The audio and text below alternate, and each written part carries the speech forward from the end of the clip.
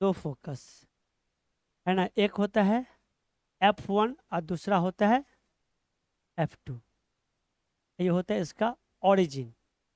हम इलिप्स में डिटेल से डायरेक्ट इसकी बात करते हैं, टेंजेंट नॉर्मल की बात होगा इसमें भी है ना, इसका सर्कल का बात होगा, डिटेल तो हम वहां देखेंगे, फिलहाल यहाँ पे हम पॉइंट टू पॉइंट रहेंगे। ठीक, देखो तो इसेंट्रिसिटी तो ये क्या हो जाएगा, ये अगर a कॉमा जीरो है तो ये क्या हो जाएगा, जीरो, ये हो जाएगा -a, 0। बात आएगा समझ में, ये m ले लिए तो ये n। वैसे ये 0, b होता है और ये होता है 0, -b होता है ना। Okay, x² / a² + y² / b² is equal to 1। ये जो इक्वेशन हुआ x² / a² + y² / b² is equal to 1। यहाँ पे a ग्रेटर देन b ले लिए हैं। ठीक है, ये इक्वेशन ऑफ एलिप्स हुआ। तो x² के नीचे a², a क्या हॉरिजेंटली होगा, ऑरिजिन से a डिस्टेंस पे। ठीक है, यही अगर b ग्रेटर देन a कर दे रहते तो यही ऐसे होता है, लंबा लंबी होता है, वर्टिकली होता है ये इलिप्स। बात है समझ में, दो ही तरह का इलिप्स होता है। ठीक है, उसी का चर्चा होगा वहां पे, खैर इतने डिटेल में नहीं जाएंगे। ओके, यहाँ पे इसका फोकस होता है, तो एक इसका इसेंट्रिसिटी से रिलेशन होता है किसका, फोकस का। इसका फोकस जो होता है वो AE, 0, अतः और जितना ये आगे है उतना ही ये पीछे हो जाएगा, तो -AE, 0। चलो तो इसको थोड़ा हम नीचे लिखते हैं, तो हमें इस जगह का जरूरत पड़ेगा ज्योमेट्री के लिए। ये बात आया समझ में। ई यहाँ पे क्या है बच्चे,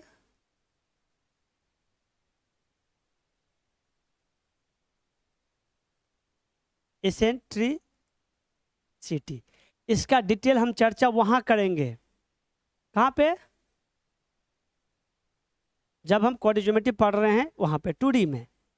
इसेंट्रिसिटी यह है समझ में। अब देखो, इसका इक्वेशन लिखना है, हम क्या बोले, किसी का इक्वेशन लिखना है तो वहां पे कुछ कंडीशन फॉर्म करते हैं, किसके साथ, मूवेबल पॉइंट के साथ। इसे मूवेबल कहीं पे भी एक क्या ले लिए, P ले लिए, P(z). तो बच्चा आप बताइए यहाँ पे P(z) जो है, P(z) उसको ऐसे बनाओ और ऐसे बनाओ, क्या बनाएगा, ट्रायंगल बनाएगा। तो कोई अगर ट्रायंगल है तो उसका क्या होगा, दो साइड का सम ग्रेटर देन तीसरे साइड से होगा, होगा या नहीं होगा।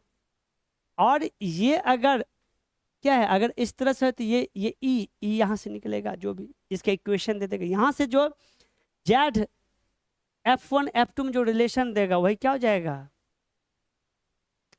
इसी के इस पॉइंट को हम क्या बोल देते हैं,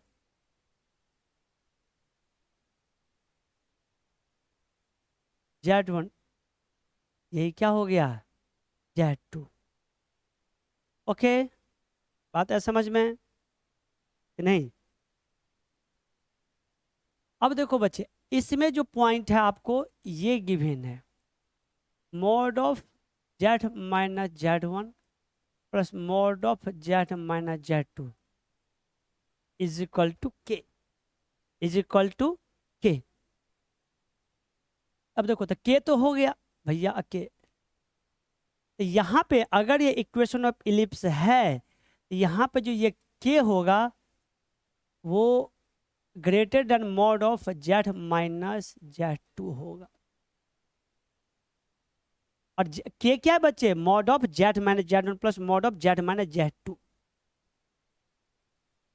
तो देखो तो मतलब क्या है, इसका जो सम होगा वो एफ मतलब क्या, Z1 Z2 से क्या हो गया, ग्रेटर हुआ कि नहीं हुआ, है ना।